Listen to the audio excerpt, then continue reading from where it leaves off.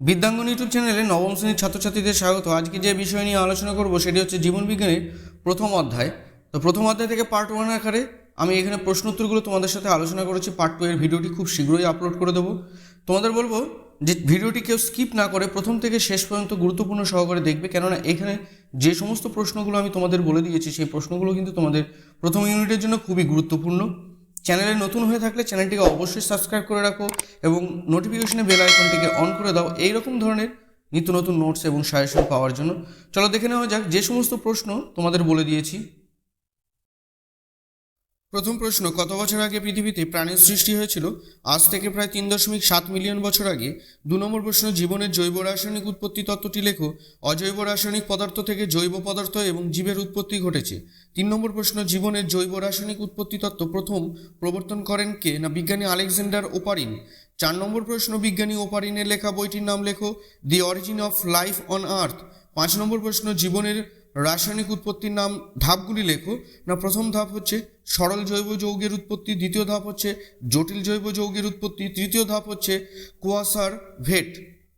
6 নম্বর প্রশ্ন, কুয়াসার ভেট কি? না আদিম পৃথিবীতে সমুদ্রের উত্তপ্ত জলে শর্করা, প্রোটিন, লিপিড ও নিউক্লিক অ্যাসিড এবং যৌগের সমন্বয়ে গঠিত বিভাজনের সক্ষম কোলয়েড জাতীয় কণাকে কুয়াসার ভেট বলা হয়।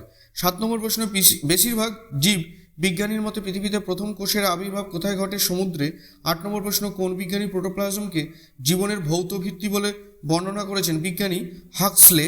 9 নম্বর প্রশ্ন, প্রোটিনয়েড কি? না বিজ্ঞানী সিডনি ফক্স প্রায় 18 প্রকার অ্যামিনো অ্যাসিডের শুষ্ক মিশ্রণকে 150 ডিগ্রি থেকে 180 ডিগ্রি সেলসিয়াস তাপমাত্রায় উত্তপ্ত করেন। মিশ্রণটি ঠান্ডা হলে বিভিন্ন অ্যামিনো অ্যাসিডগুলো পরস্পরের সঙ্গে যুক্ত হয়ে বৃহৎ অণু গঠন করে, একে প্রোটিনয়েড বলে। 10 নম্বর প্রশ্ন, প্রোটিনয়েডের ধারণা দেন কোন বিজ্ঞানী? বিজ্ঞানী সিডনি ফক্স। 11 নম্বর প্রশ্ন, মাইক্রোস্ফিয়ার কথাটি প্রথম উল্লেখ করেন কে? বিজ্ঞানী সিডনি ফক্স। 12 নম্বর প্রশ্ন, জীবের উদ্ভব ঘটে পূর্ববর্তী জীব থেকে, একথা বলেন কে? লুই পাস্তুর। 13 নম্বর প্রশ্ন, পৃথিবীতে আবির্ভূত প্রথম সালোক সংশ্লেষকারী জীব কোনটি?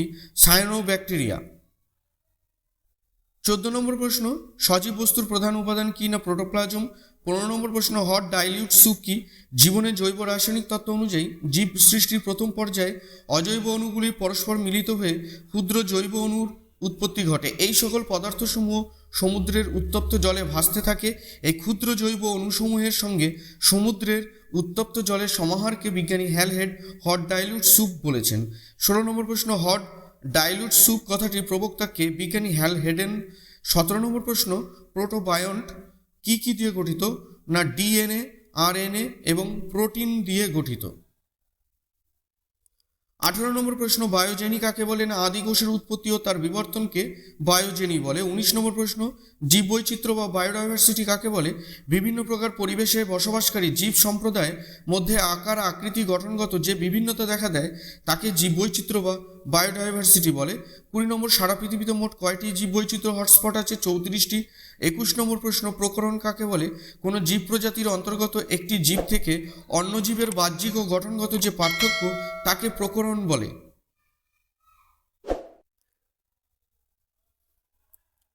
22 নম্বর প্রশ্ন, প্রকরণ কয় প্রকার ও কি কি? 2 প্রকার, অবিচ্ছিন্ন প্রকরণ ও বিচ্ছিন্ন প্রকরণ।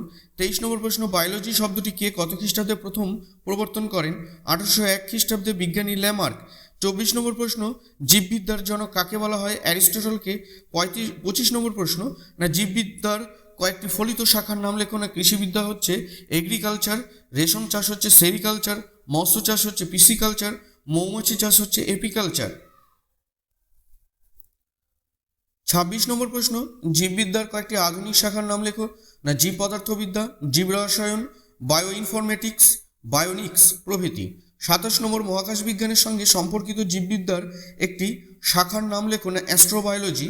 28 নম্বর প্রশ্ন, জীবের রোগ প্রতিরোধ সম্পর্কিত বিজ্ঞানকে কি বলা হয়? না অনাক্রমণ বিদ্যা বা ইমিউনোলজি।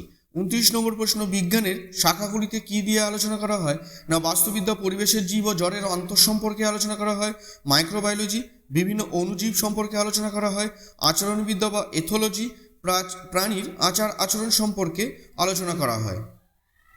বা হিস্টোলজি, জীবদেহের কলার গঠন সম্পর্কে আলোচনা। শরীর স্থান বা অ্যাটনমি, জীবদেহের অঙ্গ ও তন্ত্রের গঠন ও অবস্থান সম্পর্কে আলোচনা, ফার্মাকোলজি ঔষধের প্রকৃতি ও প্রস্তুতি সম্পর্কে আলোচনা। 30 নম্বর প্রশ্ন, জীববিদ্যা পাঠের উদ্দেশ্য লেখো।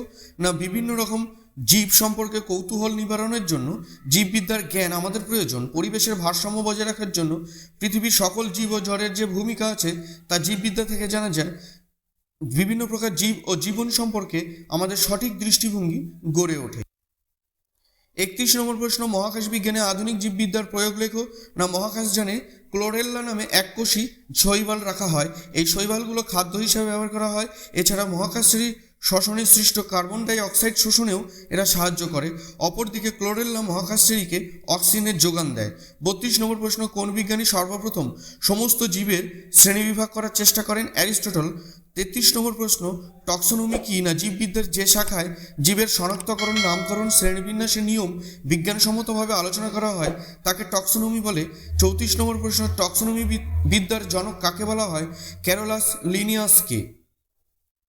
35 নম্বর প্রশ্ন, সিস্টেমা ন্যাচুরি গ্রন্থের লেখককে? বিজ্ঞানী ক্যারোলাস লিনিয়াস। 36 নম্বর প্রশ্ন, আম ও মানুষের বিজ্ঞানসম্মত নাম লেখো। আমের বিজ্ঞানসম্মত নাম হচ্ছে ম্যাঙ্গিফেরা ইন্ডিকা, মানুষ হচ্ছে হোমোসেপিয়েন্স। 37 নম্বর প্রশ্ন, ট্যাক্সন কাকে বলে? কোনো জীব বা জীবগুচ্ছ যা একটি নির্দিষ্ট ক্যাটাগরির অন্তর্গত তাকে ট্যাক্সন বলে। 38 নম্বর প্রশ্ন, একটি ট্যাক্সনের নাম লেখো। ইন্ডিকা। 39 নম্বর প্রশ্ন, ট্যাক্সোনমির গুরুত্ব লেখো। বিভিন্ন জীবের মধ্যে পার্থক্যের ভিত্তিতে নির্দিষ্ট কোনো জীবকে শনাক্ত করা যায়। বিভিন্ন জীবের মধ্যে পারস্পরিক সম্পর্ক নির্ণয় করা যায়। বিবর্তনের ধারা অনুযায়ী কোনো জীবের প্রকৃত স্থান নির্ণয় করা যায়। 40 নম্বর প্রশ্ন, টক্সোনমিক হায়ারার্কি কি? না বড় থেকে ছোট বিভিন্ন ট্যাক্সনকে উপর থেকে নিচে ক্রমানুসারে সাজানোর পদ্ধতিকে ট্যাক্সোনমিক হায়ারার্কি বলে। 41 নম্বর প্রশ্ন, ট্যাক্সোনমির প্রধান উপাদানগুলি কি কি? শনাক্তকরণ, নামকরণ ও শ্রেণীবিন্যাস। 42 নম্বর প্রশ্ন, ট্যাক্সোনমিক হায়ারার্কির স্তরের সংখ্যা কয়টি? 7টি। ট্যাক্সোনমিক হায়ারার্কির সবচেয়ে বড় স্তর ও সবচেয়ে ছোট স্তর কি? সবচেয়ে বড় স্তর হচ্ছে রাজ্য, সবচেয়ে ছোট স্তর হচ্ছে প্রজাতি। 44 নম্বর প্রশ্ন, ট্যাক্সোনমিক হায়ারার্কির স্তর বা ক্যাটাগরিগুলি কি কি? রাজ্য, পর্বত, শ্রেণী, বর্গ, গোত্র, গণ ও প্রজাতি। 45 নম্বর প্রশ্ন, উদ্ভিদের শ্রেণীবিন্যাস প্রথম বর্ণনা করেন কে? থিওফ্রেস্টাস। শ্রেণীবিন্যাসের প্রাথমিক একক কি? প্রজাতি। পুরো কথা লেখো। ICBN না international code of botanical nomenclature. ICZN international code of zoological nomenclature. 48 number প্রশ্ন, দ্বিপদ নামকরণের বৈশিষ্ট্য লেখো। না দ্বিপদ নামকরণের ক্ষেত্রে জীবের নাম দুটি পদ থাকবে। প্রথম পদটি গণের নাম, দ্বিতীয় পদটি প্রজাতির নাম। বিজ্ঞানসম্মত নাম সর্বদা ল্যাটিন ভাষায় লিখতে হবে। তৃতীয়ত হচ্ছে গণের নামের প্রথম অক্ষর বড় হরফে এবং প্রজাতির নাম ছোট হরফে লেখা হয়। কে কোন বইতে প্রথম দ্বিপদ নামকরণ প্রথা প্রবর্তন করেন? না বিজ্ঞানী ক্যারোলাস লিনিয়াস তার স্পিসিস প্ল্যান্টেনারিয়াম বইতে। 50 নম্বর প্রশ্ন, দ্বিপদ নামকরণের পদ দুটি কি কি? গণ ও প্রজাতির নাম। 51 নম্বর প্রশ্নে আম এবং মানুষের ক্যাটাগরিগুলোর নাম একটি ছকের আকারে তোমাদের দেখিয়ে দিয়েছি। তোমরা এই ছকটি ভালো করে দেখে নাও, তোমাদের কিন্তু এখান থেকে শর্ট প্রশ্ন আসতে পারে। প্রত্যেকে লাইক করে দিও এবং প্রথম থেকে শেষ পর্যন্ত ধৈর্য ধরে দেখার জন্য তোমাদের প্রত্যেককেই সাধুবাদ জানাই। না এই সমস্ত ভিডিও কিন্তু তোমাদের খুবই গুরুত্বপূর্ণ, তোমাদের পড়াশোনার জীবনে কিন্তু এই সমস্ত ভিডিওগুলো খুবই গুরুত্বপূর্ণ। তাই তোমরা এগুলো স্কিপ করে কখনোই দেখবে না। প্রথম থেকে শেষ পর্যন্ত যে ভিডিওটি আমি তোমাদেরকে যে সমস্ত প্রশ্ন উত্তরগুলো আলোচনা করেছি সেই প্রশ্নগুলো তোমরা বাড়িতে ভালো করে প্র্যাকটিস করে রাখো। তাহলে প্রথম অধ্যায় থেকে যে প্রশ্নগুলো তোমাদের আসতে পারে প্রথম ইউনিটে, সেই প্রশ্নগুলো আমি পার্ট 1 আকারে তোমাদের সাথে আলোচনা করলাম।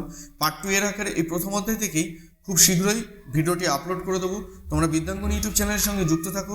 চ্যানেলে সাবস্ক্রাইব না থাকলে চ্যানেলটিকে সাবস্ক্রাইব করে নোটিফিকেশনে বেল আইকনটিকে অন করে দাও পরবর্তী ভিডিওগুলো খুব শীঘ্র পাওয়ার জন্য। তাহলে প্রত্যেকেই ভালো থেকো। পরবর্তী ভিডিওতে আবার তোমাদের সাথে দেখা হচ্ছে।